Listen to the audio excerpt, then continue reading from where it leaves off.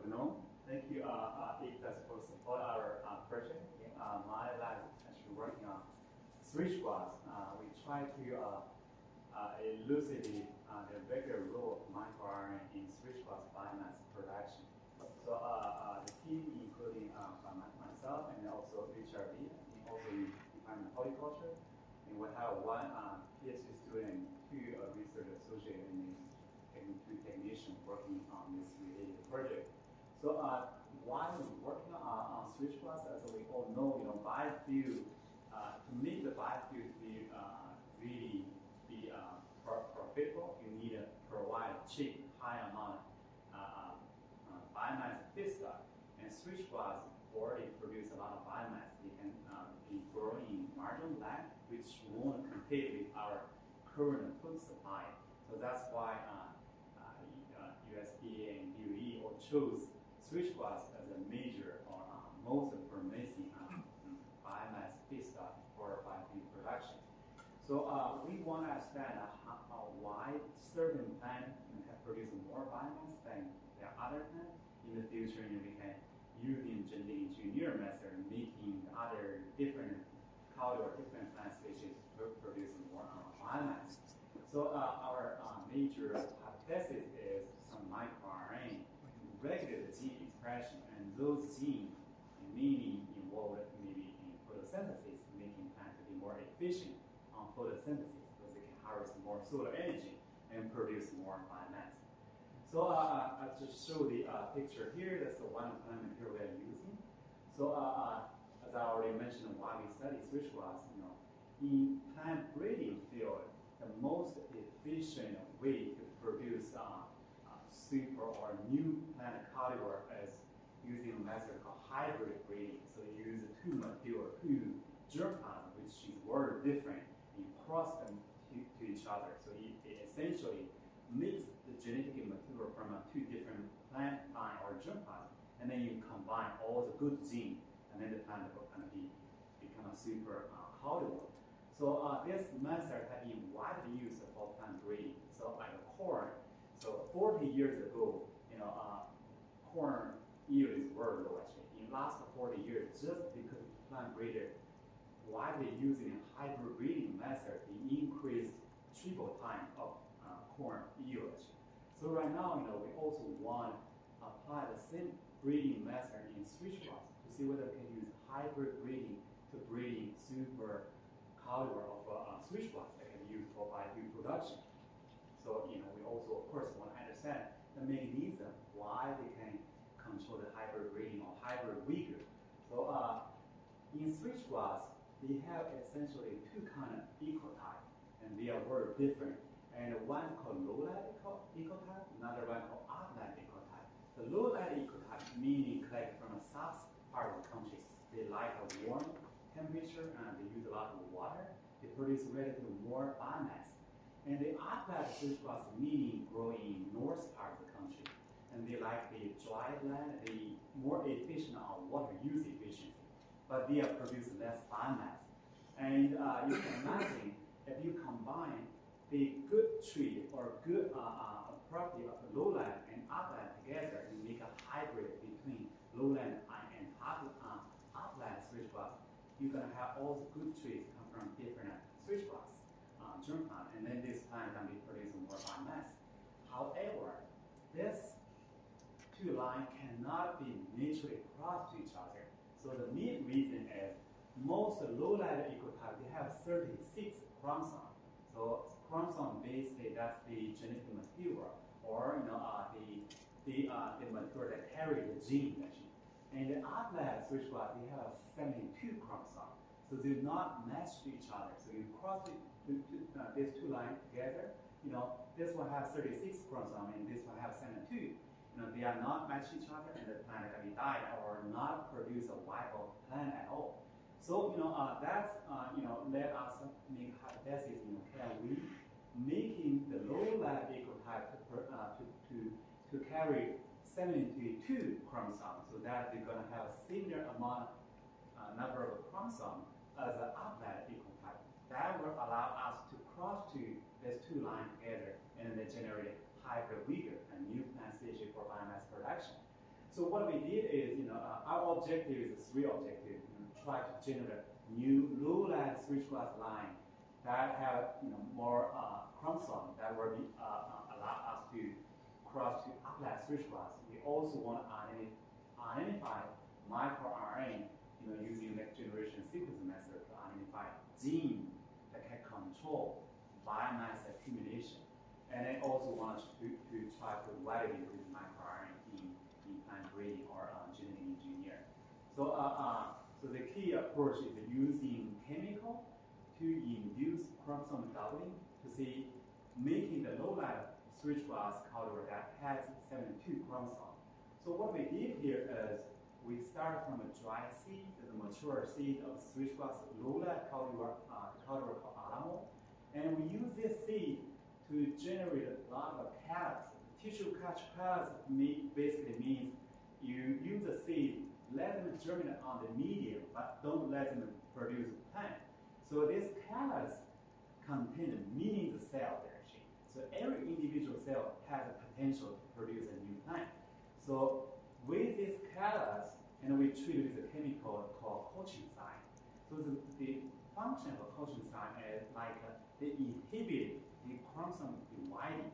So when the cell grow or the chromosome duplicate, they usually they divide in two cells to go to the daughter cell. So you have two cells, each cell can have one set of chromosome.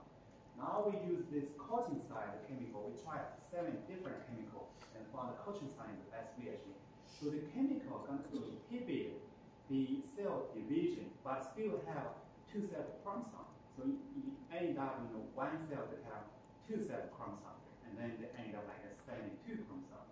So after this colchicine treatment there, and then now we remove the colchicine, transfer the calyx to a special medium that will induce individual cells to produce a new plant. So we use this method to regenerate a lot of plants actually in greenhouse.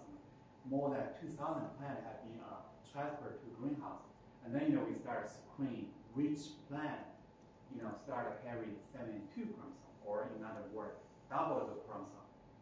That let us identify 18 switch glass line, the low-lead switch glass line now carry 72 chromosomes, and those lines actually show you the result. It by itself actually already produces more biomass.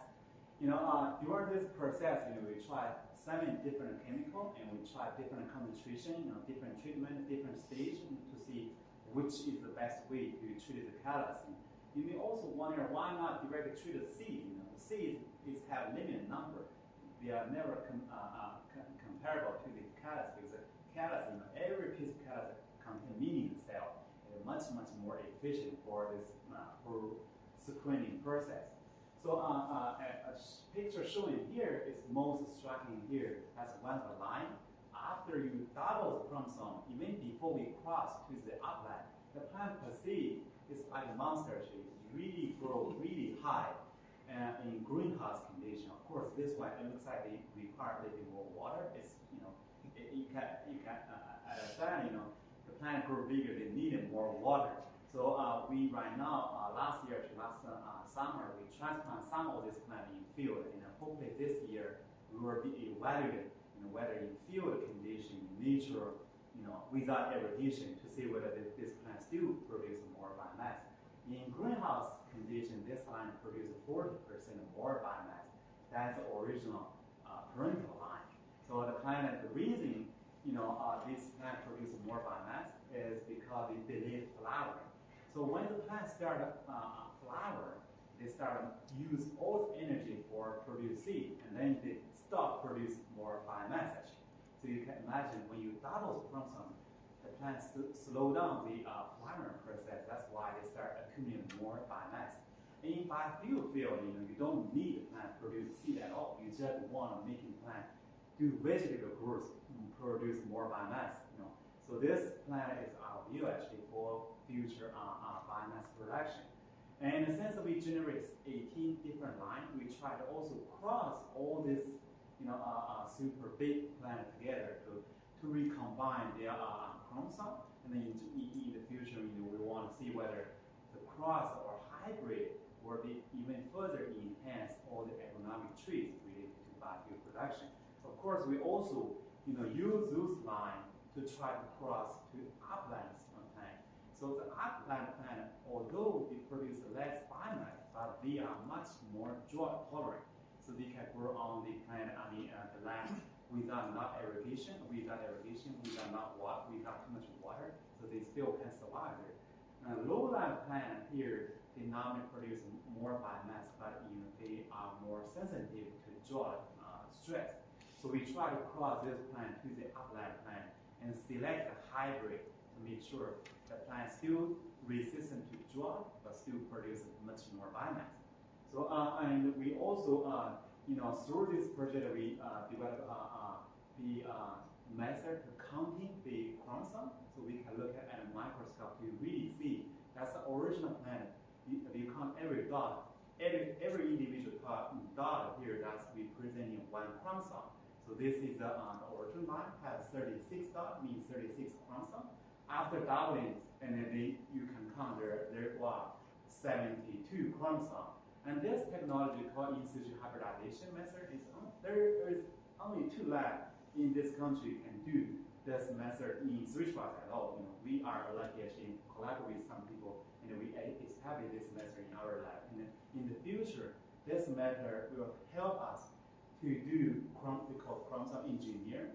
So eventually, probably you want to find out, minimal amount of chromosomes still can make the plant grow big or more biomass. So you can use this method to look at which chromosome carries this useful gene. You no need essentially continue double all the chromosomes, which may eventually slow down plant growth. And of course, we're also using the method called Stoichiometric that can measure the DNA content, representing how much chromosomes you have. And then you see this plant here, they have the peak shift from here to this side. That means they increase their DNA content. And we combine these 2 methods to really allow us to quickly screen any plant have increase or decrease the DNA content or chromosome number. That would be really a good method to help us to identify new switchbox culture in the future. So as I mentioned, the plant grow bigger. You may also wonder why the plant, you have double chromosome, the plant grow bigger. And not just like you double the DNA content making the plant grow bigger.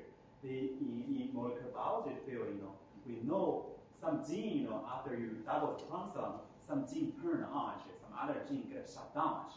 So if we can identify such kind of gene, you no need to go through the chromosome doubling anymore. You just manipulate certain group gene per se, you will achieve this high biomass production. That's our goal. We use the gene profiling method to compare this big plant and smaller plant, which only different is the chromosome number, and identify a lot of genes show different, either highly expressed or downregulated or lower expression. But the problem is, since we identify so many genes different between the 2 plants, you cannot, manipulate all this, let's say, 1,000 genes, making 1,000 transgenic plant, right? That's not, that's too difficult to do that. Interestingly, we found our new collaborator, Dr. Lei Li from the University of Virginia, and he has expert on microRNA, which really fit to what we are looking for this project. And in his work, he identified the microRNA regulated plant photosynthesis, actually, they call copper responsive microRNA. And this microRNA actually regulates some of the genes we identified in our switchbox plant. So in here, actually, the idea is you use a microRNA, they can control a group of genes, either let them up or down. And then in that case, you can achieve higher biomass production by manipulating small amount and regular gene rather than manipulate a group of we call it structural gene for the biomass production.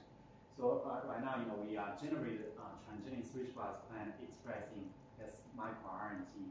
So as I mentioned, when we screen our switchbox germplasm, we also identify plant were big. In here, plant is were small. People talk about switchbox. Everyone thought the plant switchbox were big, but we do find small plant switchbox plant we use this planet that can also help us identify gene controlled biomass production. And this, all this population divided from the two big plant, small plant have been genotyped. And using all this plant material, we actually got funded by DOE is in 2001. That's $1.3 million actually collaborated with Dr. Jen Leach. In her group, actually, they working on rice. And they found a rice plant is big and small, and then they find some gene related to biomass production. We try to associate those gene, rice gene, in switch plots to see whether they also control biomass production. And we have one patent disclosure and one patent publication is patent progress, which will end up here. So to see whether anyone had any question. We might have time for one question if there's any. Yep. Is your F2 fertile? Switch plots are not, you mean the double plant? Yeah. No, there's still, switch plots per se is self-incompatible, so you always need to crop to other plant actually. So some people show actually when you do chromosome doubling, you can break down the self-incompatibility, but in our case, it's still not fertile.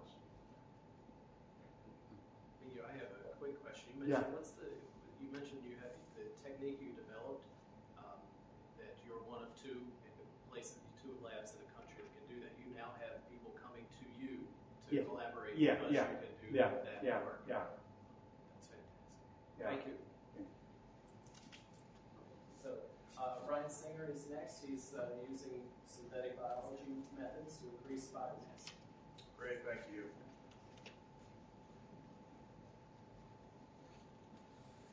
And I'd like to start by saying thank you to ICCOS for the support for this project. So we're going to talk about really more metabolic engineering today, metabolic engineering plants for increased biomass production. And I'd like to start by introduce myself. I'm Ryan Singer. I'm a collaborator with Dr. Linda Gillespie from Biochemistry. She's joined us here in the back. We also have one graduate student, John Yen, who's here as well. So the research goal, so we would like to produce a computational tool that's going to simplify metabolic engineering for us. In general, we would like to be able to identify metabolic engineering targets. So these would be genes for overexpression or gene knockdown.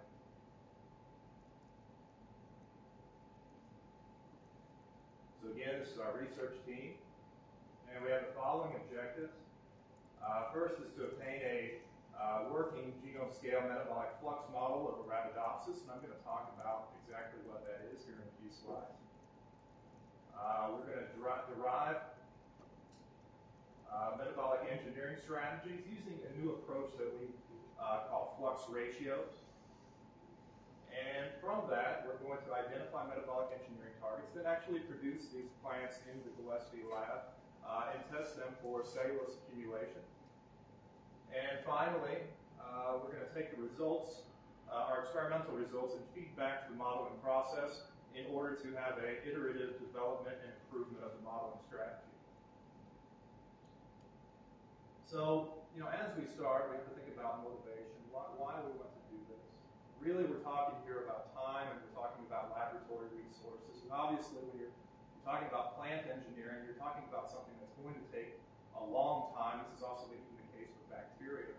And we want to minimize the amount of time it takes to engineer a new plant, and also minimize the amount of laboratory resources that go into that. So the approach, what we'd like to do, so we talk about how you do metabolic engineering. You can do this by overexpressing genes, you can do this by knocking out genes, or even knocking down expression of certain genes. We would like to start by doing this on the computer, see what type of phenotype results, and then from those results, be able to selectively choose what we actually go and work on in the lab. And so next, we use genome-scale metabolic flux models to do this. Now I'm going to explain exactly what this is. So I say here, simulate global metabolism. So we're talking about models of organisms that represent, say, every chemical reaction and every metabolite in the cell. So these types of models have been around for about 12 years or so. And really what they do is tie growth of an organism and product formation to the substrate uptake rates. So we can see how, or simulate how substrate enters the cell, how that substrate gets broken down, how macromolecules are formed, and how energy and reducing equivalents are formed, and finally how that is put back together into growth and the formation of products and byproducts.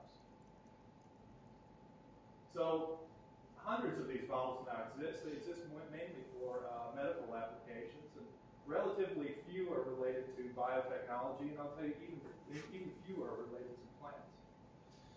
So what these models are, we break down metabolism into a system of linear equations, and I'm not going to go into the details of the mathematics here, but what I want you to know is that we end up forming a stoichiometric coefficient matrix. And in this matrix, each reaction inside the cell is represented in a column, and each metabolite in the cell is represented in a row.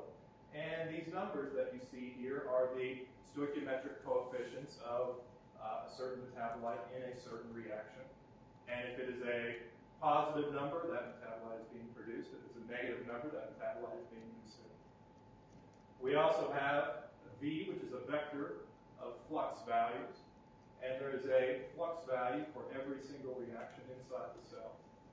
And this is actually what we're trying to solve for. If we know all of the fluxes going through all reactions, then we have a global picture of metabolism. So with these models, commonly we have the number of reactions are greater than the number of metabolites, and so we use linear programming with an objective function.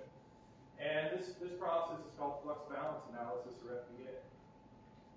Now, commonly with FBA, this is mostly applied to bacteria, but what we have is when you're using linear programming, you have to identify an objective function, and most people say they want to maximize cell growth rate. And this is an example of a simplified metabolic network over here. And when that happens, if you are looking to produce a certain product, well, your product may not be produced computationally. If you are maximizing growth rate, you may only be producing those chemicals that are required for the cell to grow. Otherwise, you can change your objective function